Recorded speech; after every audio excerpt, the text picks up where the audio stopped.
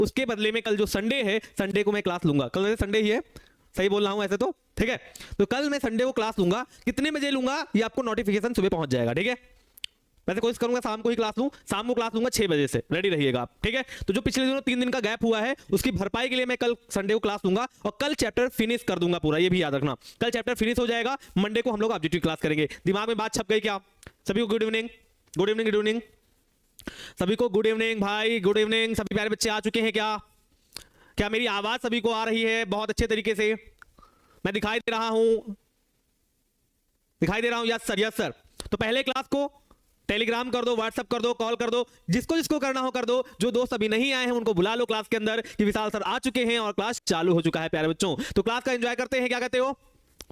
हाँ 6 से 9 नहीं, इतना ज्यादा लंबा नहीं जाएगा, 6 से 7:30 या 8 तक निपट जाएगा, ठीक है। चैप्टर छोटा सा बचेगा टॉपिक, उसको निपटा देंगे, ठीक है। क्लियर? क्लियर।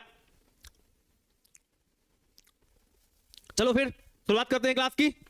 बात इंपॉर्टेंट बात आपने सुन ली। जो दोस्त अभी नहीं सुने हैं उनको टेलीग्राम और मैसेज बाद में कर दीजिएगा, ठीक है। वैसे नोटिफिकेशन आ जाएगा, क्लास का शेड्यूल लग जाएगा पहले से, बट फिर भी आपकी जिम्मेदारी बनती है कि आप उन्हें बता दीजिएगा। तो आज क्या क्या बात करने वाले हैं? आज लेक्चर नंबर क्या रहने वाला है? 19 रहने वाला है और हम लोग आंकिक प्रश्न की बात करने वाले हैं। क्योंकि सर आपने हम लोगों को क्या बता दिया था? सर आपने हमें पराशरण दाब, ऑस्मोटिक प्रेशर के बारे में बहुत बेहतरीन तरीके से समझा दिया था। हाँ, बुक में थोड़ा सा डिफरेंट टाइप का लिखा हुआ है, अलग अलग बुकों में अलग अलग टाइप से लिखा हुआ है और मैंने आपको डिफरेंट टाइप से थोड़ा सा समझाया है। उस डिफरेंट टाइप को मैं एक टाइप में और अभी कन्वर्ट करूंगा, थोड़ा सा सब्र रखिएगा। वो टॉपिक कब आएगा? जब मैं आपको टॉपिक पढ़ाऊंगा प्यारे बच्चों, जब मैं आपको पढ़ाऊंगा अति पराशारी, सम पराशारी और अल्प पराशारी, ठीक है।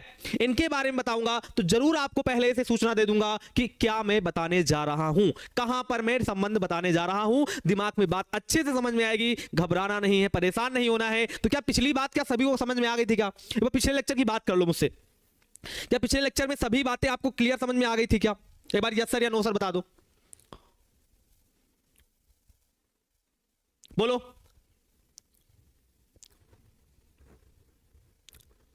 ठीक है, जैसा कहोगे आप लोग, 6 कहोगे 6 ले लेंगे, 7 कहोगे 7 ले लेंगे।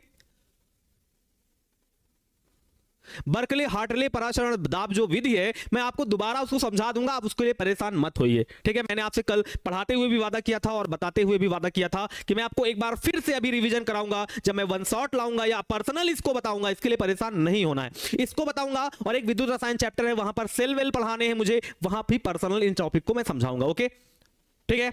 आ जाओ। अच्छा, तो बात करने वाले हैं सबसे पहले कुछ क्वेश्चंस की बात करने वाले हैं कि जो आपने सर टॉपिक पढ़ा दिए हैं, पराशरण पढ़ा दिया है, पराशरण दाब पढ़ा दिया है, वहां से कैसे क्वेश्चन बनने वाले हैं, ये जरा मुझे बता दीजिए कि सर कैसे क्वेश्चन बनने वाले हैं। देखो सबसे पहले लघुत्तरीय प्रश्न बनता क्या है, यहां से लघुत्तरीय प्रश्न शॉर्ट क्वेश्चन क्या बन सकता है, शॉर्ट क्वेश्चन एंड आंसर क्या बन सकता है?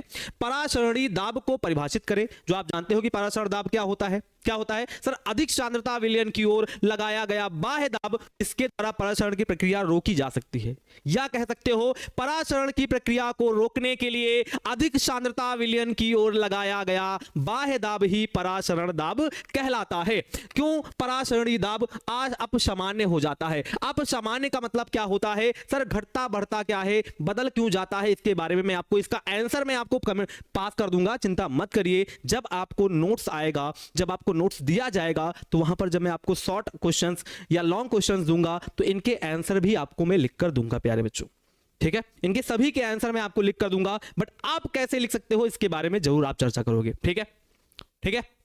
अच्छा, प्रश्न क्या बनते हैं? दीर्घ उत्तरी क्या बनेगा? लॉन्ग टाइप क्या बन सकता है? पराशरणी दाब क्या है? वही वाली बात, पराशरणी दाब क्या होता है, इस पर ताप एवं वायुमंडलीय दाब का क्या प्रभाव पड़ता है, कैसे बताएंगे कि पराशरणी दाब एक अणुसंख्य गुणधर्म है? ठीक, कैसे बताएंगे कि पराशरणी दाब एक अणुसंख्य गुणधर्म है? मैं फिर से कह रहा हूं कि इनके सभी के आंसर मैं आपको बता दूंगा। फिर इस बार मैं आपको सब्जेक्टिव कराऊंगा नहीं। आप ये सोचे कि अलग से सब्जेक्टिव की क्लास आएगी, मैं आपको सब्जेक्टिव क्वेश्चन बताऊंगा, उनके आंसर बताऊंगा। उससे अच्छा है कि मैंने आपको सब्जेक्टिव क्वेश्चंस जहां जहां से जो बनते हैं वो मैं बता दे रहा हूं और वहीं से मैं आपको उनके आंसर भी आपको भेज दूंगा। एक बार अच्छे से पढ़ लीजिएगा। अगर कहीं डाउट होता है तो फिर अलग से जब सब्जेक्टिव क्लास लूंगा, वन शॉट जब सब्जेक्टिव क्लास लूंगा, तब मैं इन पर चर्चा करूंगा। क्योंकि अभी फोकस करना है किस पर? अभी फोकस सिलेबस पर करना है और सिलेबस के साथ साथ आपको इन क्वेश्चंस पर भी करना है। यहीं से भी क्वेश्चंस बनेंगे और यहीं से इनके आंसर भी लिखने हैं। कई आंसर आपको कॉपी में लिखे हुए मिल जाएंगे, कुछ अतिरिक्त बातें हैं, जैसे लिखा हुआ है इस पर ताप और वायुमंडलीय दाब क्या क्या प्रभाव पड़ता है, वो अलग से मैं भेज दूंगा, कैसे प्रभाव पड़ता है मैं समझा दूंगा। जो अलग अलग टाइप के क्वेश्चन है, अभी एक सब्जेक्टिव क्लास ले आऊंगा, मैं उसे समझा दूंगा। जहां से आपको कॉपी में जो बताया गया है वहां से जो आप लिख सकते हैं मैं उसे अच्छे से बता दूंगा। ठीक है, क्लियर?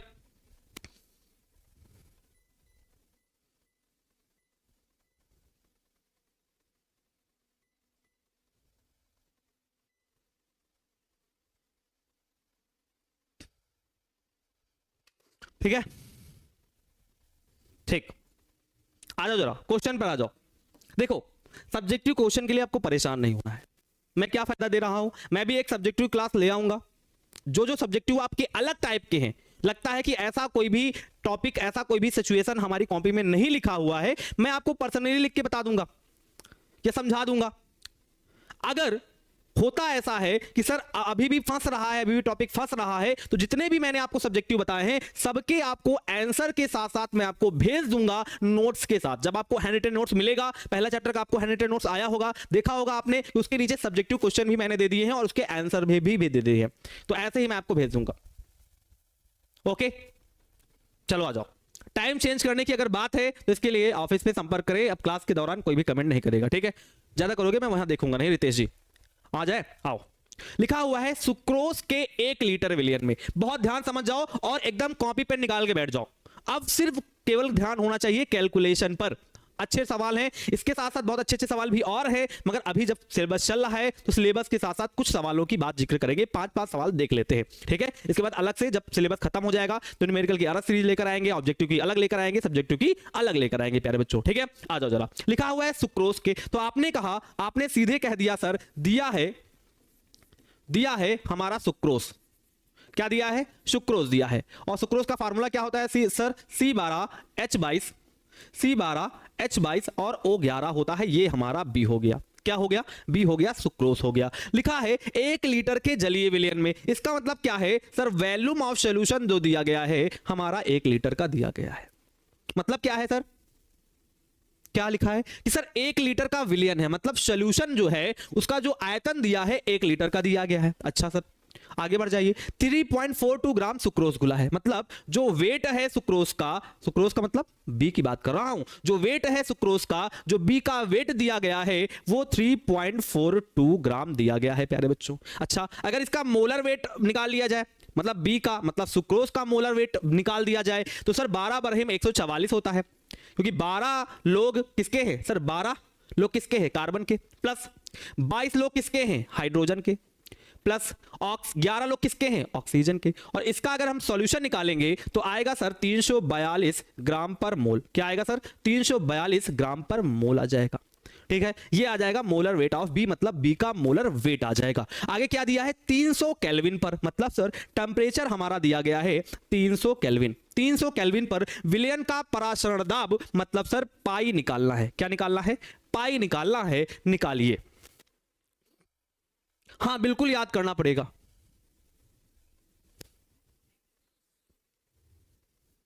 देखो, आप जब पूरा का पूरा आप विलियन चैप्टर देखोगे ना, या आप अपनी बुक को एक बार एनालिसिस करोगे ना, एक बार या आप एनसीईआरटी को एनालिसिस करोगे ना क्वेश्चन के हिसाब से, तो आप ये पाओगे कि बहुत चुने हुए ही रखे गए हैं। बहुत चुने से एसिटिक अम्ल हो गया, सुक्रोज हो गया, ग्लूकोज हो गया, यूरिया हो गया, बेंजीन हो गया, ये सब चुने हुए ही रखे हैं। इनके अलावा कोई आपको मिला नहीं होगा। ये एकदम चुने चुने रखे, क्लोरोफार्म हो गया, तो एकदम चुने चुने रखे हैं। आपको इन चुने चुने को ही याद करना है। और याद कैसे होंगे? जब आप प्रैक्टिस करोगे तो ऐसे ही याद हो जाएंगे। सर ग्लूकोज, फ्रक्टोज और सुक्रोज, माल्टोज का याद हो गया सर, बार बार वही बात आ रही है। अच्छा, आइए जरा इसका सोल्यूशन करते हैं, हल करते हैं, इसको हल करते हैं। सर हम जानते हैं सर पाई बराबर होता है वेट ऑफ बी अपॉन में molar weight of B into 1 upon volume of solution, या एक आपने ये भी फार्मूला बताया था, पाई वी बराबर होता है वेट ऑफ बी अपॉन में molar weight of B into RT, जहां वी का मतलब है वॉल्यूम ऑफ सॉल्यूशन। वही बात बोल रहे हो आप। ऐसा कोई फार्मूला आपको मैंने बताया था क्या? बताया था क्या? ठीक है, अगर नहीं है तो मैं देख लूंगा एक बार, ठीक है? 12-16 कहां से आया है? अरे भाई कार्बन का भार 12 होता है तो 12 आया है। ऑक्सीजन का भार 16 होता है, 16 आया है। आओ अच्छा वैल्यू पुटअप करते हैं। तो पाई वैल्यूम ऑफ सॉल्यूशन की वैल्यू कितनी दी है सर? 1 लीटर का दिया गया है सर, लीटर में ही, इसलिए कहीं पर 1000 से गुना नहीं मारा आपने, लीटर में दिया है इसलिए चुपचाप वैसे का वैसा आपने रख लिया है। वेट ऑफ भी सर हमारा दिया है 3.42, कितना दिया है? 3.42 दिया है। मोलर वेट ऑफ भी 342 दिया है, मतलब 342 दिया है। आर का मान होता है 0.0821, जो आपने अच्छे से याद करके रखा है, 11 से याद करके रखा है गैस की अवस्थाओं से, वहां तो कई मान आपने याद किए थे आर के, ठीक है। 2 कैलोरी वाला याद किया था और 8.314 वाला याद किया था, तो जूल वाला याद था। तो अलग अलग टाइप के टी का मान कितना दिया है आपने कहा सर? 300 दिया गया है। अच्छा तो पाई सर 1 से गुणा मारेंगे वही रहेगा, इसको काटेंगे तो कितना आएगा सर? ऊपर हटाएंगे तो नीचे बढ़ा लेंगे 0, क्या बढ़ा लेंगे सर? 0 बढ़ा लेंगे, 2 0 बढ़ा लिए, इनटू सर 0 से मल्टीप्लाई मारेंगे तो सर इसको क्या लिख सकते हैं? 821, और लिखा हुआ है 1 2 3 4, मतलब 10 की घात माइनस का 4, इसे लिख सकते हैं 3 गुणे 10 की घात 2, क्योंकि 2 0 लगे हैं तो 2 लिख दिया। कैलकुलेशन बता रहा हूं, आगे वाले सवाल में कैलकुलेशन नहीं बताऊंगा। आ जाओ अच्छा 342 से 342 को उड़ा दिया। अच्छा पाई बराबर क्या आया सर? ऊपर आया 3 1 कम 3, 3 दूनी 6, 3 वट 24, और गुणे 10 की घात माइनस का 2, मतलब 4 में 2 गए तो 2 आ जाएंगे। अच्छा नीचे कुछ बचा? यस सर नीचे बचा है 100, कितना बचा है? 100 बचा है। अच्छा 100 को क्या पढ़ते हैं सर? आप कहोगे सर 100 को बोलते हैं 10 की घात 2, क्या बोलते हैं? 10 की घात 2, 2 है नीचे, ऊपर जाएगा तो माइनस का 2 हो जाएगा, तो आप लिखोगे सर ऐसा हो जाएगा 24 63 गुणे 10 की घात माइनस 2 लिखा था और माइनस 2 चला गया, तो कितना हो गया सर? आ गया पाई बराबर 24 63 गुणे 10 की घात माइनस का 4। 10 की घात माइनस 4 का मतलब जो पॉइंट लगेगा वो इधर से पीछे लगेगा, मतलब बाईं ओर लगेगा। मतलब माइनस का मतलब क्या होता है? उल्टा साइड, उल्टा का मतलब लेफ्ट साइड। ऐसे देखो सामने से देखो इधर वाली साइड, तो लेफ्ट साइड जाएगा, क्योंकि जो आपने मैथ में पढ़ा होगा ऐसे कुछ, तो आपने पढ़ा होगा इस वाली साइड पूरा पॉजिटिव होता है, इस वाली साइड पूरा निगेटिव होता है। ऊपर जाओगे तो पॉजिटिव होता है, नीचे जाओगे तो निगेटिव होता है, ठीक। तो वही वाली बात कर रहा हूं। तो माइनस लगा है तो पॉइंट को पीछे पीछे खिसका दो, कितना खिसका दो? 4 अंक, तो 1 2 3 4 यहां आ जाएगा, यहां तो आ जाएगा पाई बराबर आ जाएगा 0.2, 6 हटेगा तो कितना हो जाएगा? 5 हो जाएगा, और मात्रक हो जाएगा ATM। प्यारे बच्चों यही आपका आंसर हो जाएगा। क्या हो जाएगा? यही आपका आंसर हो जाएगा 0.25 ATM। नहीं कटेगा भाई, अपने आप कैसे कट जाएगा? बहुत बढ़िया, 0.2463, बहुत बढ़िया। समझ में नहीं आया सर? केवल फार्मूले में वैल्यू रखा है और कुछ नहीं रखा है। जो दिया था वो तो आपको तो समझना पड़ेगा सर। सुक्रोज दिया था, सुक्रोज दिया है C12H22O11 दिया है, इसका वेट दिया है 3.42 ग्राम, यस सर। और 1 लीटर का विलियन है, मतलब sir volume of solution 1 litre का है। तो मैंने मोलर वेट ऑफ भी निकाल लिया, इसका मोलर वेट निकाल लिया, कितना निकल के आया? 342 निकल के आया। फिर मुझे टी दिया है, टेम्परेचर दिया है 300 केल्विन का, और मुझे पाई निकालना है, पराशरण दाब निकालना है। फार्मूला याद रहेगा, वैल्यू पुटअप करोगे, कैलकुलेशन करोगे, आंसर निकल के आ जाएगा। अब कैलकुलेशन आप कैसे करते हो प्यारे बच्चों, ये आप पर डिपेंड करता है कि कौन कैसा काटोगे, किसको मल्टीप्लाई मारोगे, क्या मल्टीप्लाई मारोगे भी तो नहीं मारोगे, क्या 2 से काटोगे, 3 से काटोगे, 4 से काट करके छोटा करोगे, वो आप पर डिपेंड करता है। कैलकुलेशन सबका अलग अलग होता है, बट आंसर वही मैच करना चाहिए। ओके सूर्या जी, कैलकुलेशन आपको नहीं समझ में आया होगा, आप अपने आप कैलकुलेशन करें। यहां देख लिया, फार्मूला देख लिया, फार्मूले पर वैल्यू आपने पुटअप कर दिया, इसके बाद आप स्वयं करें, मेरा वाला कॉपी मत करें। इसके बाद यहां वैल्यू रखने के बाद आप स्वयं करें, क्या करते हैं ये आप पर डिपेंड करता है। अपने आप मल्टीप्लाई कीजिए, डिवाइड कीजिए, ऐड कीजिए, सब्ट्रैक्ट कीजिए, जैसे करना हो कीजिए, करेंगे आपको आंसर यही प्राप्त होगा 0.25। ओके आ जाओ, अगले सवाल में चलते हैं। अगला सवाल क्या है सच? 4% यूरिया विलियन है, यूरिया का विलियन है, देखो लिखा हुआ है प्यारे बच्चों विलियन। अच्छा विलियन कब बनता है? आप कहोगे सर विलियन जब बनता है जब द्रव होगा, क्या होगा? द्रव होगा। तो यहां पर जो 4% प्यारे बच्चों दिया गया है, यहां पर सबसे पहले समझने की ये बात है कि जो परसेंटेज दिया गया है, ये परसेंटेज वेट बाय वेट दिया गया है, या परसेंटेज वेट बाय वॉल्यूम दिया गया है, कि परसेंटेज वॉल्यूम बाय वॉल्यूम दिया गया है। क्योंकि आपने परसेंटेज के 3 फार्मूले पढ़े हैं, परसेंटेज प्रतिशतता 3 प्रकार की पढ़ी है। एक पढ़ा है परसेंटेज वेट बाय वेट, मतलब द्रव्यमान प्रतिशतता पढ़ी है। एक परसेंटेज वेट बाय वॉल्यूम, द्रव्यमान आयतन प्रतिशतता पढ़ी है। और तीसरा पढ़ा है परसेंटेज वॉल्यूम बाय वॉल्यूम, मतलब आयतन आयतन प्रतिशतता पढ़ी है, या आयतन प्रतिशतता पढ़ी है। वॉल्यूम वॉल्यूम परसेंटेज या वॉल्यूम परसेंटेज पढ़ा है। तो तीनों में ये जो परसेंटेज दिया गया है, ये कौन सा वाला परसेंटेज है? सबसे बड़ा सवाल ये उठ के आता है। 6 हटेगा प्यारे बच्चों तो बगल में 4 है ना, तो 5 हो जाएगा। ये तुम छोटी सी बात मुझसे पूछ रहे हो, अरे भैया ये 6 है ना, ये 6 हटेगा तो बगल में ये 5 हो जाएगा। 5 हो या 5 से बड़ी डिजिट हो, जब हटती है तो बगल वाले में एक जुड़ जाता है। तो 6 मैंने हटाया तो बगल में 4 में एक जोड़ के कितना कर दिया, 5 कर दिया। एकदम सिंपल सा रूप है सार्थक अंक का। कोटिमान जब निकालने, तो कोटिमान सार्थक अंक में ऐसा पढ़ाया जाता है। आ जाओ, आ गया है। तो कौन सा दिया गया है समझते हैं। देखो, यूरिया क्या होती है, ठोस होती है। ध्यान समझ लो, यूरिया जो होती है ठोस होती है। अगर ठोस होती है तो इसका सर क्या होगा, वेट होगा। सिंपल सी बात है। और अगर विलयन बनाना है, सोल्यूशन बनाना है, तो लिक्विड होगा, द्रव होगा। तो ध्यान समझना, बहुत ध्यान समझना कि सर यूरिया है, ठोस होती है तो इसका वेट होगा, और विलयन बनाना है तो द्रव होगा। द्रव का क्या होता है, वैल्यूम होता है। तो दिमाग में बस गया, दिमाग में बस गया सर, क्या बस गया सर, अगर यूरिया है तो इसका वेट होगा, विलयन है तो इसका क्या होगा, वैल्यूम होगा। मतलब सर जो दिया है हमारे पास, जो दिया है वो हमारा परसेंटेज वेट बाई वैल्यूम दिया गया है। कितना दिया गया है, 2 दिया गया है। क्या दिया गया है, 2 दिया गया है। आ जाओ। अच्छा, और क्या दिया गया है, अच्छा अगर परसेंटेज वेट बाई वैल्यूम दिया गया है तो वेट किसका है, यूरिया का। अच्छा सर, तो यूरिया का मतलब क्या होगा, क्या होगा, NH2CO NH2। क्या होगा, NH2CO NH2। इसको क्या मान लेते हैं, B मान लेते हैं, और इसका वेट दिया गया है। अब बहुत ध्यान समझना, एक वेट है यूरिया का, एक वैल्यूम है विलयन का। देखो, वेट किसका है, यूरिया का, वैल्यूम किसका है, विलयन का। तो यही लिख रहा हूं कि वेट किसका है, यूरिया का, और वैल्यूम किसका है, सॉल्यूशन का। अच्छा, अब ये कितना है, आ जाओ जरा समझते हैं। सर 2 दिया है, वो भी परसेंटेज, सॉरी 2 नहीं 4। ओके, कोई बात नहीं, गलती से हो गया 4, कोई बात नहीं, मिस्टेक हो गई। 4 4 4, हाँ 4 दिया गया है। तो 4 क्या दिया गया है, देखो जरा, देखो 4 क्या दिया गया है, परसेंटेज दिया गया है। अगर 4 परसेंटेज दिया गया है तो 4 को क्या मैं 4/100 लिख सकता हूं। बहुत ध्यान समझो, देखो अगर वेट बाई वैल्यूम दिया गया है 4%, बहुत ध्यान समझना, 4% दिया गया है तो क्या मैं 4% को 4/100 लिख सकता हूं, बोलो 4/100 लिख सकता हूं, लिख सकता हूं ना। परसेंटेज को हटाओगे तो नीचे 100 से भाग करोगे तो 4/100 लिख सकता हूं। अब यहां से देख के बताओ कि वेट कितना दिया गया है, 4। देखो देखो, वेट कितना है, 4, और वैल्यूम कितना है, 100। अब यही लिख लो कि वेट हमारा कितना दिया गया है, 4, और ग्राम होगा क्योंकि वेट ग्राम में मापा जाता है। और वैल्यूम ऑफ सॉल्यूशन कितना दिया है, वैल्यूम कितना दिया गया, 100। तो ये हो गया ml में।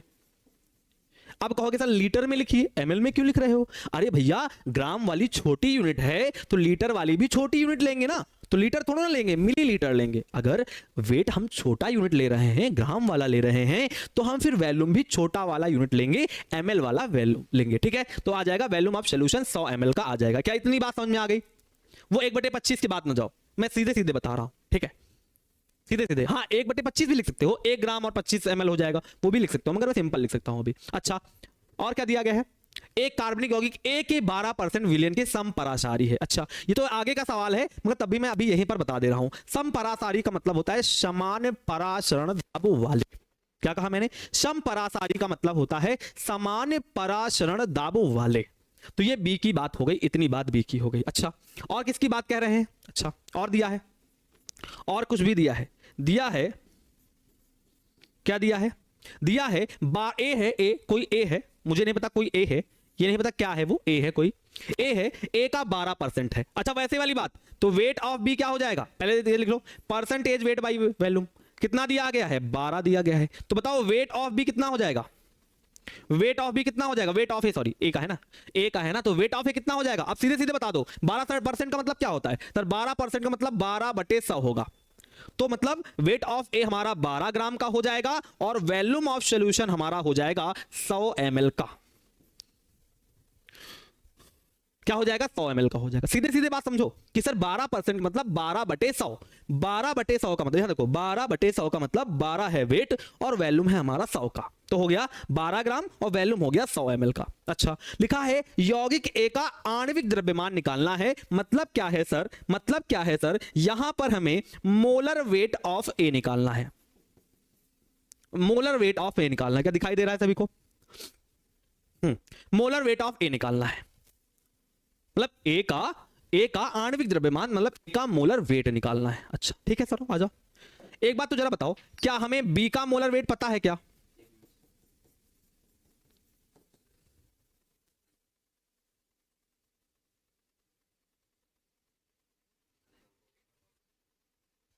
ठीक है, तो इसका मोलर वेट क्या बता सकते हो क्या? NH2CO NH2 का याद हो गया था ना? याद हो तो याद कर लो 60 होता है, और अगर याद ना हो कि सर 60 होता है तो निकाल लेना, कुछ करो अपने आप कि सर NH2CO NH2 का जब आप मोलर वेट निकालोगे तो आएगा 60 ग्राम पर मोल। निकाल लेना, देख लेना 60 आएगा। तो लगाया जाए इसको। आ जाओ जरा इसको लगाते हैं। अच्छा, समपरासारी है ना?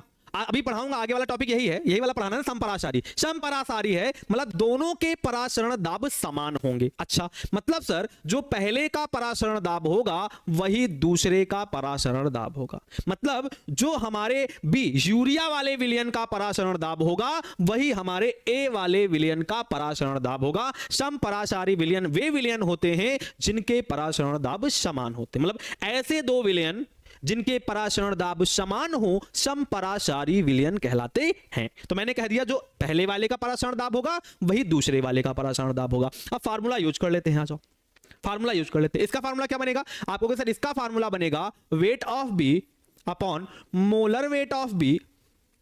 देखो एक फार्मूला बनाते हैं सर। आपने अभी बताया था पाई बी बराबर होता है weight of B into RT और बटे में मोलर वेट ऑफ बी। अभी जस्ट ये फार्मूला आपने बताया था। अगर आपको पाई का मान निकालना है तो वी वाला नीचे भेज दोगे, वही मैं यहां कर रहा हूं। तो ऊपर हो गया आरटी और नीचे हो गया क्या? वॉल्यूम ऑफ का सॉल्यूशन।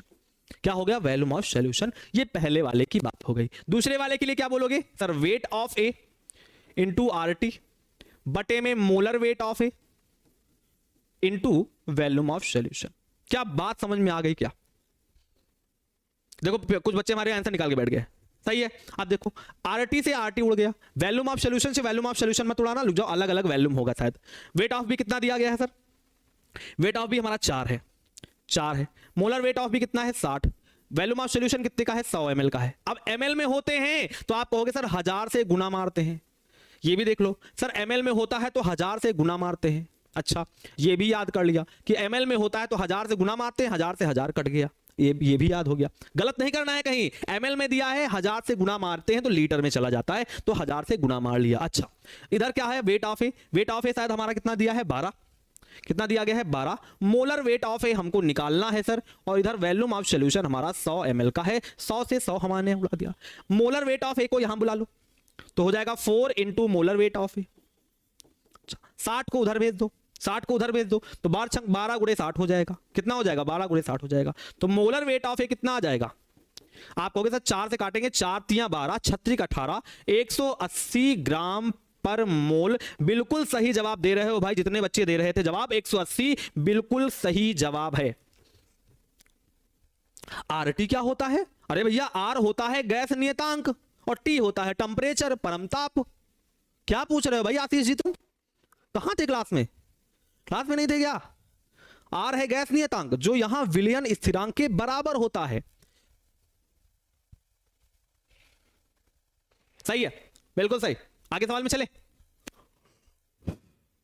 समझ में आ गया?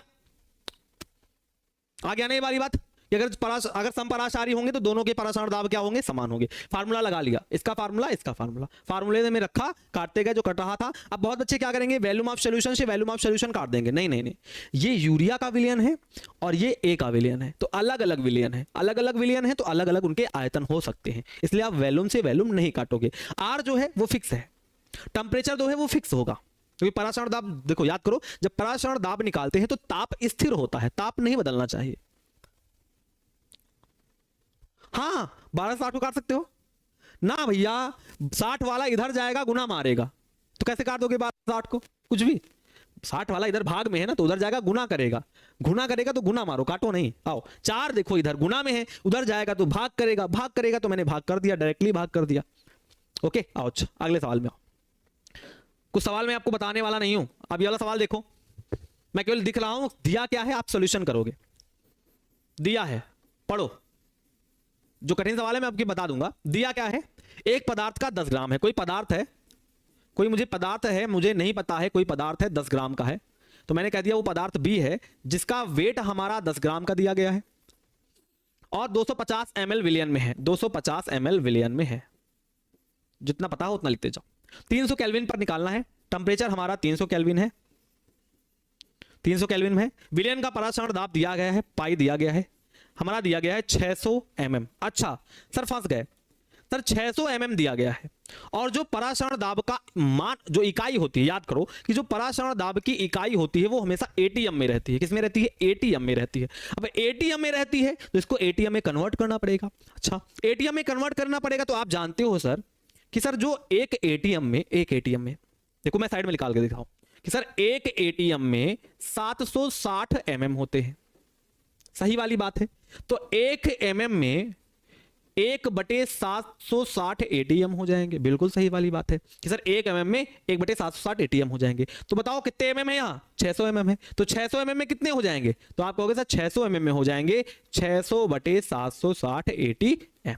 बिल्कुल सही कि सर एक ATM में 760 mm होते हैं। तो 1 mm में इतना हो जाएगा तो 600 mm में कुछ इतना निकल के आ जाएगा। छोटी वाली बात है। छोटे क्लासों में हमें सर दिखाते थे 12 रुपए में इतनी पेंसिल आती है, तो 1 रुपए में इतनी पेंसिल आएगी, तो 7 रुपए में कितनी पेंसिल आएगी। तो ऐसे हम कुछ कुछ करके सवाल लगाते थे। उसी प्रकार से आपने लगाया है। तो मैंने कहा 760 से भाग कर देंगे तो आ जाएगा ये ATM में, मतलब 0 से 0 कट जाएगा, 60/76 आ जाएगा। कितना आ जाएगा?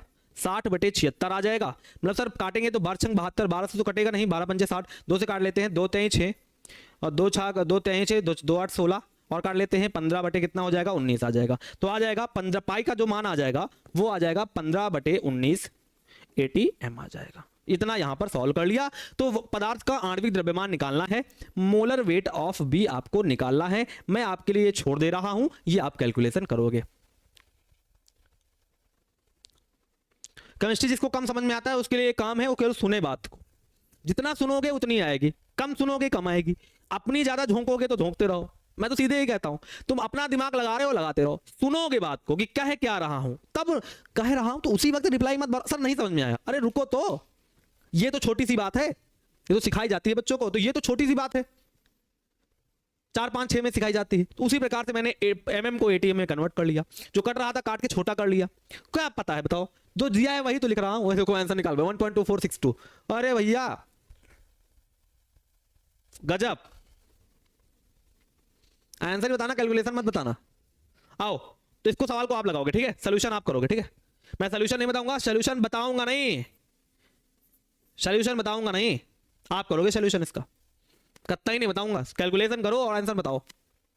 फार्मूला लिख दीजिए। अरे फार्मूला वही वाला है, क्या फार्मूला लिख दूं यार? क्या तुम भी लोग, क्या बच्चों, क्या पाई वाला लगा दो, पाई वाला वॉल्यूम दिया है ना, पाई वाला लगा दो, weight of B upon molar weight of B into volume of solution.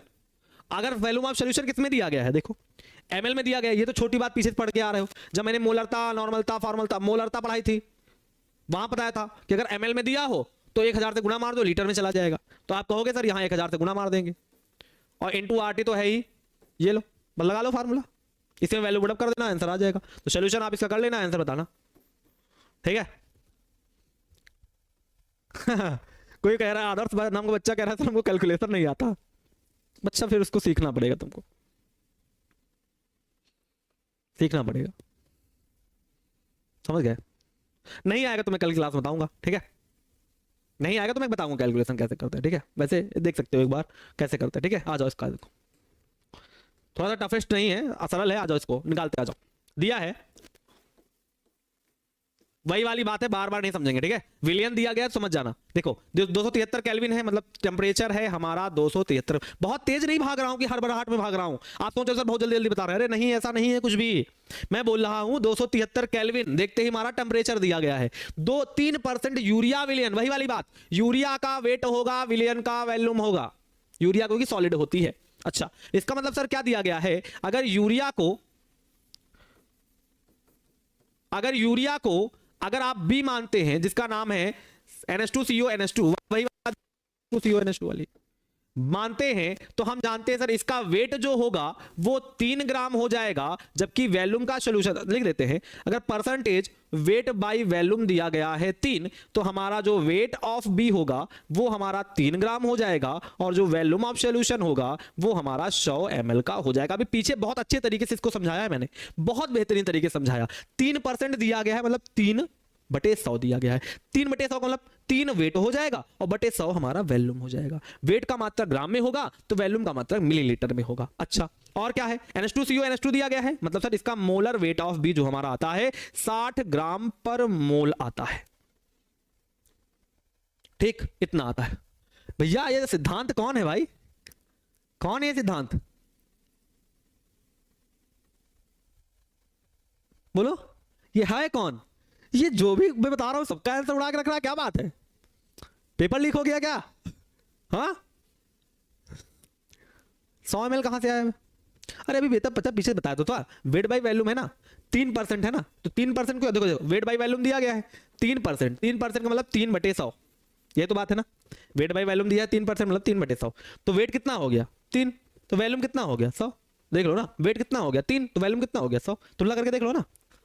ठीक है आ जाओ, तो लग जाएगा, पास और दाब पाई निकालना है, लग जाएगा ना, लग जाएगा ना।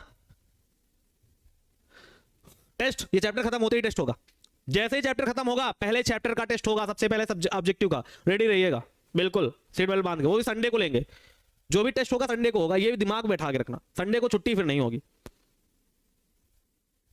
होली के पहले एक टेस्ट हो जाएगा, एकदम दिमाग में बैठा लो। क्या कह दिया, होली के पहले पहले चैप्टर का टेस्ट हो जाएगा 100 ऑब्जेक्टिव का, कम से कम 100 ऑब्जेक्टिव का, कहोगे 100 गए 80 कर देंगे 50 कर देंगे। आओ अच्छा अगले सवाल में आओ, देखो सवाल सवाल देखो, सवाल भारी भयंकर सवाल है, देखो देखो आ जाओ, इंपॉर्टेंट सवाल है, इंपॉर्टेंट इंपॉर्टेंट सवाल है बेटा बोले तो। अच्छा क्या कहते हो बच्चे? आओ अच्छा, दिया क्या है, बहुत बढ़िया थैंक यू, दिया क्या है प्यारे बच्चों? सर दिया है रक्त में घुले, मानव रक्त में घुले कणों की मोलर सांद्रता क्या है? अरे भैया सर आपने बताया था कि मोलर सांद्रता जो यहां पर रखी गई है वहां आपने सी माना है, बहुत अच्छे तरीके से आपने बताया था, पीछे ही बताया था। अरे बताया था सर, एक फार्मूला बताया था ना आपने, ये वाला फार्मूला बताया था पाई बराबर सी आर टी वाला, किसी को याद हो? याद हो याद हो याद हो बताओ, ये फार्मूला बताया था ना पाई बराबर सी आर टी वाला, जहां कहा था जो सी है हमारी सांद्रता है वो भी मोलर वाली, मोलरता वाली सांद्रता है, कि जो सी है उसका मात्रक क्या होता है, मोल पर लीटर, इसलिए मैंने कहा था मोलर सांद्रता है, तो सी हमारी मोलर सांद्रता है, मोलर कंसंट्रेशन है, उसी की वैल्यू निकालनी है। यदि रक्त का परासरण दाब पाई दिया गया है हमारा 20 क्या 27 डिग्री सेल्सियस पर, अच्छा टी बराबर 27 डिग्री सेल्सियस मतलब 27 प्लस का 273 मतलब सर 300 केल्विन पर, कितने केल्विन पर? 300 केल्विन पर जो हमारा पाई दिया गया है वो 7.2, वायुमंडल का मतलब होता है एटमॉस्फेरिक, वही तो बात है ना, वायुमंडल का मतलब एटमॉस्फेयर, तो एटमॉस्फेरिक प्रेशर दिया गया है, एटीएम दिया गया है। निकालना क्या है, निकालना है, निकाल लो, निकाल लो ना, निकाल जाएगा ना, ये तो एकदम हलवा है, ये तो कोई पूछेगा नहीं, बहुत मारूंगा दौड़ा दौड़ा के। पाई बराबर सी आर टी, 500 कहां है, 7.2 है। अरे बताया तो आरटी, तुम लोग क्या, ये बच्चा हमको क्या बताया? और दूसरा कुछ और पूछ रहे हो तो फिर और डीपली जा सकता हूं, ऐसा नहीं, आरटी पूछ रहे हो ना, आरटी आरटी क्या होगा, आरटी मात्रक से निकाल लो, RT litre atm kelvin inverse mole inverse, kelvin से केल्विन कट जाएगा, लीटर एटीएम मोल इनवर्स, क्या आरटी क्या होगा? तुम भी क्या फालतू सवाल पूछ रहे हो, लग जाएगा 500 एटीएम, अरे एटीएम नहीं सी निकालना भैया, मोलर सांद्रता निकालनी है, निकाल तो लोगे आंसर बताने में, आंसर जो बता रहा है ना बच्चा, जो भी आंसर बच्चा बता रहा है, सिद्धांत जी मात्रक भी बताओ, मजा आएगी। ठीक है वैसे आपका आंसर गलत है, मैं देख लूं क्या जो आप बता रहे हो, 2 ना गलत बता रहे हो। ठीक है चलो आओ, लग जाएगा ना, आगे वाले टॉपिक में चलते हैं। समपरासारी विलयन, वही वाली बात है, समपरासारी विलयन क्या होता है, समपरासारी विलयन क्या होता है, आइसोट्रॉपिक सॉल्यूशन होता क्या है, अभी बताया, जस्ट अभी बताया, थोड़ी देर पहले ही आपसे चर्चा की थी कि आइसोट्रॉपिक सॉल्यूशन क्या होता है।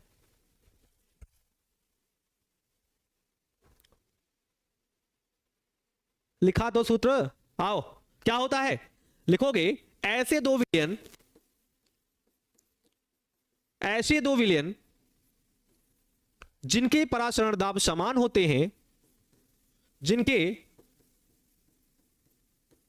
परासरण दाब समान होते हैं, समान होते हैं, क्या कहलाते हैं बच्चों बताओ? समपरासारी विलयन कहलाते हैं, क्या कहलाते हैं प्यारे बच्चों? समपरासारी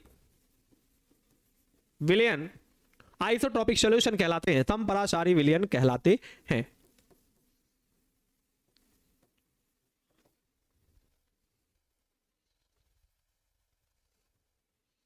ठीक है, ठीक है, थैंक यू हर्ष जी। आओ, ऐसे दो विलयन जिनके पराशरण दाब क्या होते हैं, समान होते हैं। अच्छा सर, समान होते हैं इसका मतलब क्या कह सकते हैं, मतलब क्या है सर कि जो पाई1 होगा, मतलब ये कह रहे हो सर कि जो पाई1 होगा वो पाई2 के बराबर होगा। सिंपल सी बात ये आप कह रहे हो, जो पाई1 होगा वो पाई2 के बराबर होगा। मतलब जो पहले वाले का पराशरण दाब होगा वही दूसरे वाले का पराशरण दाब होगा। सिंपल सी बात है, सही बात है कि जो पहले वाले का पराशरण दाब होगा वही दूसरे वाले का पराशरण दाब होगा। Yes sir. अच्छा देखो, चूंकि pi directly proportional to capital C के होता है, ये आप एक नई बुक उठा के देखेंगे तो वहां पर आपको ऐसे भी प्रूफ मिलेगा। जब आपको बॉयल वांट हाफ या चार्ल्स वांट हाफ का नियम पढ़ेंगे तो वहां पर एक अलग तरीके से ऐसा लिखा गया कि पाई जो है डायरेक्टली प्रोपोर्शनल टू सी के होता है। कैसे होता है समझा देता हूं, पहले समझा देता हूं कैसे होता है। देखो देखो, हम जानते हैं पाई बराबर सीआरटी होता है। बिल्कुल सही है कि नहीं सही है? पाई बराबर क्या होता है, सीआरटी होता है। अब आरटी क्या है, कांस्टेंट है। आर और टी क्या है, कांस्टेंट है। आर तो बदलेगा नहीं क्योंकि उसको कांस्टेंट है, नियतांक है। और ताप भी समान रहता है। आपने पढ़ा है कि जब पराशरण दाब निकालते हैं तो ताप स्थिर रहना चाहिए, ताप बदलना नहीं चाहिए। इसका मतलब आर और टी कांस्टेंट हो गए। अगर आर और टी दोनों कांस्टेंट हो गए तो सीधे हम कह सकते हैं पाई जो है वो किसके समानुपाती होगा, सी के समानुपाती होगा। अगर पाई जो है सी के समानुपाती होगा तो क्या प्यारे बच्चों मैं यहां ये लिख सकता हूं, तब C1 बराबर C2 के होगा। तब C1 बराबर C2 के होगा। बोलो ये लिख सकता हूं कि नहीं लिख सकता हूं कि अगर R और T कांस्टेंट हो गए तो अगर कांस्टेंट को हटाएंगे तो समानुपाती का चिन्ह आएगा, प्रोपोर्शनल का चिन्ह आएगा, डायरेक्टली प्रोपोर्शनल का चिन्ह आएगा। इसका मतलब जो पाई है वही C है। जो जहां पर पाई पाई लिखा है वहां पर C लिख सकते हैं। तो ये C1 हो जाएगा, ये C2 हो जाएगा। तो जो C1 बराबर भी C2 हो जाएगा। इसका मतलब क्या है कि दोनों के पराशरण दाब समान है तब भी वो समपराशारी विलयन होगा। और अगर दोनों की मोलर सांद्रताएं समान है, लिख देता हूं, जहां C बराबर मोलर सांद्रता, जहां C बराबर मोलर सांद्रता, क्या C बराबर मोलर सांद्रता, मतलब अगर दोनों की मोलर सांद्रताएं भी समान हैं तब भी हम कह देंगे कि दोनों विलयन समपराशारी विलयन आइसोट्रॉपिक सॉल्यूशन कहलाएंगे। बोलो समझ में आया कि नहीं आया? बोलो। जो अब देख लो, मैं कोई भी अगर घर के लिए सवाल दूंगा तो उसका आंसर नहीं बताऊंगा। मैं चाहता हूं कि आप जो आंसर निकालें उस पर आप इतना कॉन्फिडेंट हो, इतना आपको कॉन्फिडेंस हो कि सर हमने जो आंसर निकाला है कल जब आप ये बताएंगे तो वही आंसर मैच करेगा। आपके कॉन्फिडेंस को बढ़ाने के लिए मैं आंसर नहीं बताता हूं। अगर मुझे क्या पड़ी है, मैं तो आंसर बता सकता हूं ना। सब टीचरों की तरह आंसर बताओ, बहुत टीचर है तो कर लेना छो, ये आंसर आएगा। अरे आंसर ही बता दूंगा तो मजा किस चीज का? अपने आप करो और इतना कॉन्फिडेंस रखो कि मैंने जो सॉल्यूशन किया है यही सवाल का जवाब होगा, यही सवाल का जवाब होगा। तब हम माने कि हाँ मजेदार हो तुम। थोड़ा सा अंदर कॉन्फिडेंस लाओ, मैं बढ़ा रहा हूं तुम्हारा कॉन्फिडेंस। तुम लोग करने बैठे सर आंसर बता देते तो अच्छा हो जाता थोड़ा सा। क्या तुम भी लोग क्या? तो ये बात समझ में आई क्या? ओके सर आओ। अच्छा अगर ये बात समझ में आ गई तो ये मैं लिख दूं, अगर यदि दोनों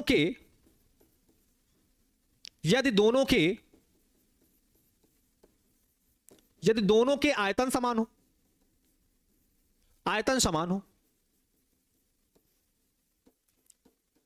समान हो मतलब क्या है मतलब V1 जो है V2 के बराबर हो। यही कह रहे हैं कि अगर दोनों के आयतन समान कर दो तब क्या बात बताओगे? अच्छा ये बात कह रहे हो। आपने कहा C1 बराबर C2 के होता है।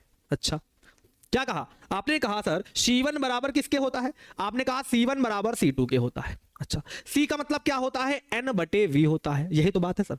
Moles of B upon volume of solution बराबर moles of B upon volume of solution. ठीक, और ये लिखने से अच्छा 1-2 लिखा है तो मैंने लिख दिया पहले के मोल बटे पहले का आयतन बराबर दूसरे के मोल बटे दूसरे का आयतन। अब दोनों क्या है? वैल्यूम बराबर है। अगर दोनों के वैल्यूम बराबर है, क्योंकि क्या दोनों की जगह में वैल्यूम एक जैसा रख लूं? अगर दोनों की वैल्यूम बराबर है तो दोनों की जगह एक जैसा वैल्यूम रख लिया। वैल्यूम से वैल्यूम कट गया, इसका मतलब दोनों के मोल भी बराबर होंगे।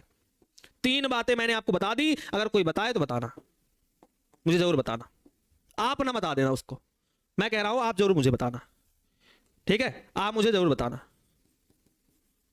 क्या कहा मैंने कि समपरासारी विलयन वे विलयन होते हैं जिन दो विलयनों के परासरण दाब समान होते हैं, समपरासारी विलयन कहलाते हैं। जिन दो विलयनों की मोलर सांद्रताएं समान होती हैं, समपरासारी विलयन कहलाते हैं। जिन दो विलयनों के विलेय के मोलों की संख्या समान होती हैं, वो भी समपरासारी विलयन कहलाते हैं। तीन बातें आपको परिभाषा बता दी, तीन परिभाषा। जिन विलयनों में जिन दो विलयनों के विलेय के मोलों की संख्या समान होती है, वो भी समपरासारी विलयन। जिनकी मोलर सांद्रताएं समान होती हैं, वो भी समपरासारी विलयन। और जिन दो विलयनों के परासरण दाब समान होते हैं, वो तो समपरासारी विलयन प्यारे बच्चों होते ही होते हैं। बोलो, क्लियर? क्लियर?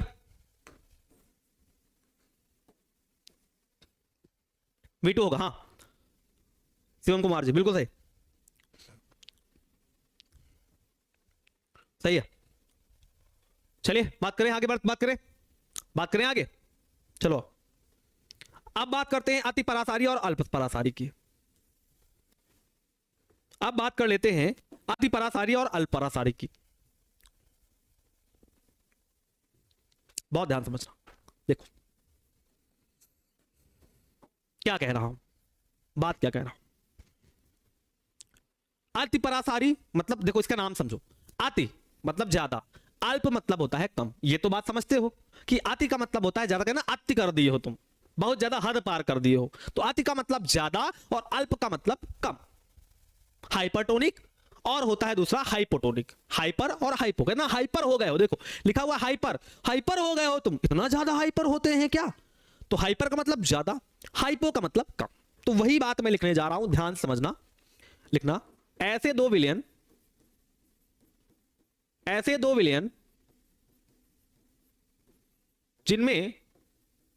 जिनमें एक का परासरण दाब अधिक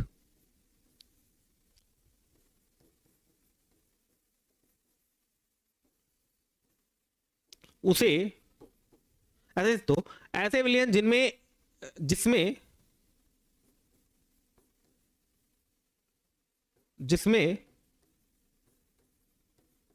जिस विलयन का परासरण दाब अधिक उसे अतिपरासारी हाइपरटोनिक और जिस विलयन का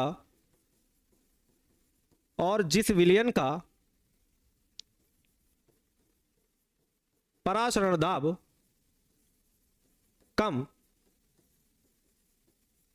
कम उसे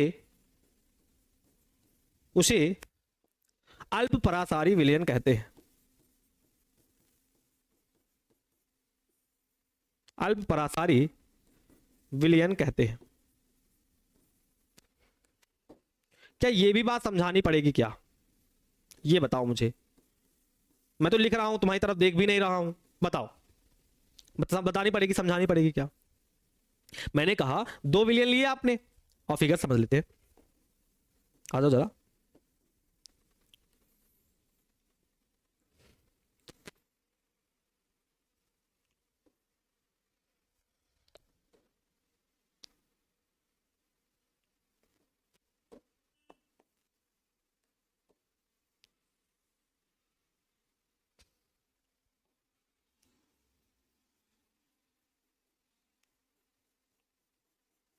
ठीक है। एक बीकर ले लिया, बीच में लगा दी क्या? बीच में क्या लगा दी? अर्ध पारगम्य में झिल्ली लगा दी। क्या लगा दी? अर्ध पारगम्य में झिल्ली लगा दी। अर्ध पारगम्य में झिल्ली लगा दी। एक तरफ दूसरा सॉल्यूशन भर देते हैं, आ जाओ जरा।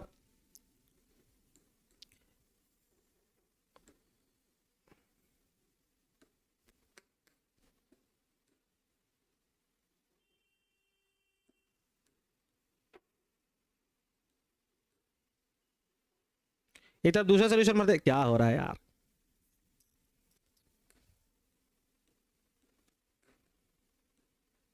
गुस्सा लग जाती कभी कभी। ये देखो कॉपी कर रहा हूं, हो ही नहीं रहा, हो जाओ यार।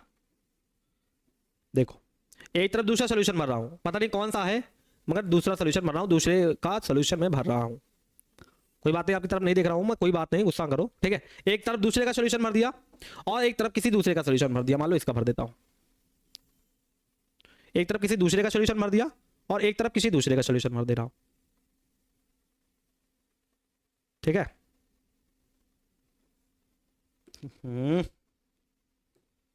सही कह रहा हूं, मुझे नहीं चलाना आता, क्या लगता है?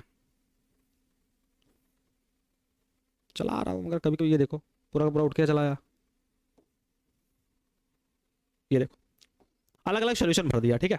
दो सोल्यूशन भरे, बहुत ध्यान समझना, दो सोल्यूशन भरे, एक तरफ किसी चीज दूसरे चीज का सोल्यूशन भरा है, एक तरफ किसी दूसरे चीज का सोल्यूशन भरा है। और आपने कहा कि विलयन परासरण दाब अधिक, मतलब जिस विलयन का परासरण दाब अधिक होगा वो हाइपरटोनिक होगा, और जिस विलयन का परासरण दाब कम होगा वो हाइपोटोनिक होगा। तो मैंने क्या कहा, मैंने क्या कहा प्यारे बच्चों, कि ये वाला दूसरा विलयन है और ये वाला हमारा पहला विलयन है, ये वाला दूसरा विलयन है और ये वाला पहला विलयन है। और मैंने कहा पहले वाले विलयन का परासरण दाब ज्यादा है, दूसरे वाले विलयन का परासरण दाब कम है। बहुत ध्यान समझना, पहले वाले विलयन का परासरण दाब ज्यादा है, दूसरे वाले विलयन का परासरण दाब कम है। तो आप ही बता दो कौन हाइपरटोनिक कौन हाइपोटोनिक, कौन हाइपर कौन हाइपो, सिर्फ सीधे बताओ, टोनिक ना लगाओ, कौन हाइपर कौन हाइपो, कौन हाइपर कौन हाइपो। तो आप कहोगे सर जिसका ज्यादा है वो हमारा हाइपर होगा और जिसका कम है वो हमारा हाइपो होगा।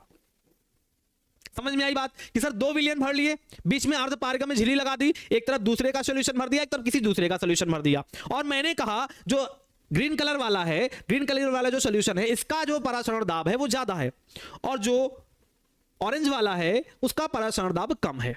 तो मैंने कहा जिस विलयन का परासरण दाब ज्यादा होगा उसे हाइपरटोनिक कहेंगे और जिस विलयन का परासरण दाब कम होगा उसे हाइपोटोनिक कहेंगे। बहुत बढ़िया, पाई 1 हमारा हाइपर होगा और पाई 2 हमारा हाइपो होगा। बोलो, ठीक है।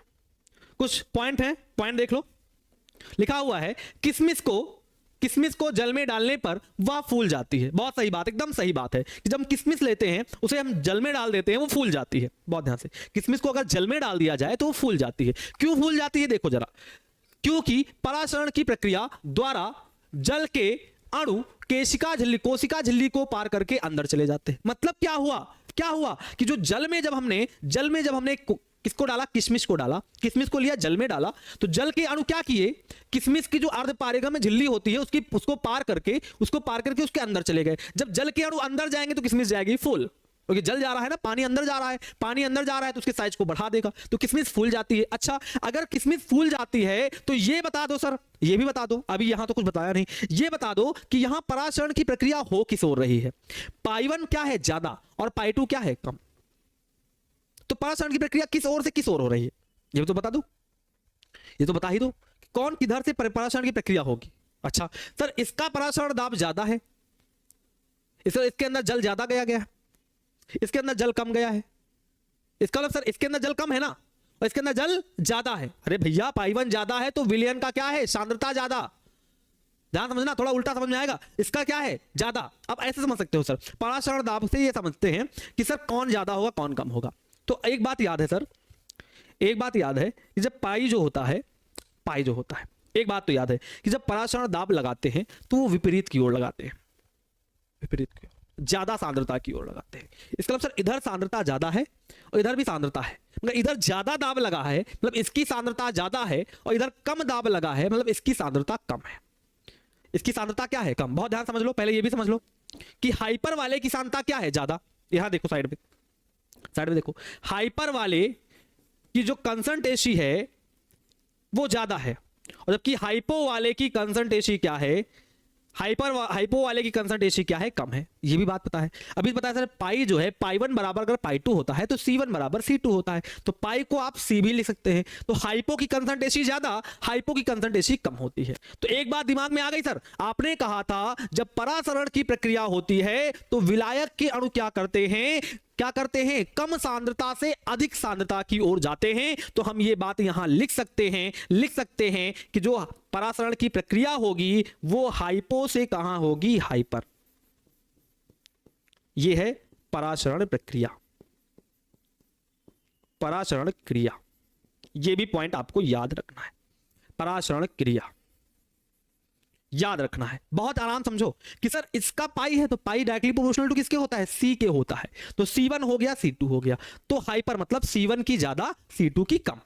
तो कहां होता है, कम सांद्रता से अधिक सांद्रता की ओर, मतलब जो परासरण की प्रक्रिया होगी वो हाइपो से कहां होगी, हाइपर की ओर होगी। हाइपो से कहां होगी, हाइपर की ओर होगी। बात तो समझ में आया। अच्छा, हाइपो से हाइपर की ओर होगी, इसीलिए क्या हुआ, इसीलिए क्या हुआ सर, इसीलिए क्या हुआ, जल के अणु कहां गए, किसमिस के अंदर गए। इसका मतलब क्या हुआ कि सर हमारी जो किसमिस है, हमारी जो किसमिस है वो हमारी हाइपर है। क्या है, हाइपर। और जल हमारा जो है वो हाइपो है। क्यों, क्योंकि जल की सांद्रता कम है, जिसकी सांद्रता कम हो वो क्या होता है, हाइपो। ये देखो पीछे देख लो, जिसकी कंसंट्रेशन कम होती है वो होता है हाइपो, जिसकी कंसंट्रेशन ज्यादा होती है वो होता है हाइपर। तो वही वाली बात मैंने कही कि जो किसमिस होगी हमारी हाइपर होगी, फूल जाएगी, फूल गई तो हाइपर। और यहां देखो, अंगूर को नमक के विलयन में डालने पर यह सिकुड़ जाता है, कौन, अंगूर। इसका मतलब सर क्या हुआ, अंगूर हमारा क्या हुआ, सिकुड़ गया ना। इसका मतलब अंगूर हमारा हाइपो हो गया, अंगूर हमारा हाइपो हो गया। और जो NaCl का विलयन है हमारा, NaCl का जो हमारा विलयन है, देखो ऐसे, नमक का जो विलयन है, ऐसे बोल दो, नमक का जो विलयन है, नमक का विलयन जो है, जिसे हम क्या कह सकते हैं, ब्राइन कहते हैं। याद रखना, नमक का जो जलीय विलयन होता है उसे ब्राइन कहते हैं। तो जो नमक का विलयन है वो हमारा हाइपर है। कौन नमस्ते कर रहा है, पहले फुर्सत में निकल लो। अच्छा, दौड़ा दौड़ा के मारेंगे भी हम सबको। मम्मी बुला रही खाना खाने के लिए, खाना थोड़ी देर बाद खा लोगे तो ठंडा हो जाएगा, गर्मा खा लेना, मगर क्या करो। बहुत बढ़िया, बहुत बढ़िया। मैंने कहा अंगूर को नमक के विलयन में डालने पर सिकुड़ गया, हाँ सिकुड़ गए। तो हम अगर सिकुड़ गए तो जल के अणु कहां से गए, हमारे अंदर से गए। अगर हमारी तरफ से गए, देख लो, अगर जल के अणु हमारी तरफ से गए तो हमारी तरफ से गए तो हम कौन हुए, हाइपो। और जिधर गए वो कौन हुआ, हाइपर। तो जिधर से गया हुआ कौन, हाइपो, और जिधर पहुंचा वो हाइपर। वही वाली बात यहां है। यहां किसकी तरफ से गए थे, जल की तरफ से गए थे, जल की तरफ से गए थे इसलिए जल हाइपो हो गया था। और यहां अंगूर की तरफ से गए, अंगूर गया सिकुड़ गया, मतलब अंगूर से पानी निकल गया, अंगूर सिकुड़ गया, तो अंगूर से गया तो अंगूर हाइपो। दो प्रकार समझ सकते हो, जिससे निकल जाए वो हाइपो, जहां पहुंच जाए वो हाइपर। ठीक, अरे भैया अभी कहां क्या, जो हटेगा कटेगा पिटेगा मरेगा बचेगा वो बाद में देखेंगे, अभी पढ़ते रहो। ठीक, तो आज की टॉपिक यहीं तक रखते हैं। कल आएंगे तो सबसे पहले पढ़ाएंगे आपको उल्टा परासरण, जिसे हम प्रतिलोम परासरण कहते हैं। और क्या पढ़ाएंगे, और पढ़ाएंगे असामान्य मोलर द्रव्यमान या अपसामान्य मोलर द्रव्यमान पढ़ाएंगे, और साथ में पढ़ाएंगे वन हाफ गुणांक। इसलिए अच्छे से आइएगा और पढ़ के थोड़ा सा आइएगा। तो कल क्लास मुलाकात करते हैं, होमवर्क जरूर कर लीजिएगा। और कभी भी मैं किसी को होमवर्क दूंगा तो कभी भी मैं क्या आंसर नहीं बताऊंगा, ठीक है। चलो फिर कल क्लास मुलाकात करते हैं, तब तक के लिए bye bye, take care, good night, love you all.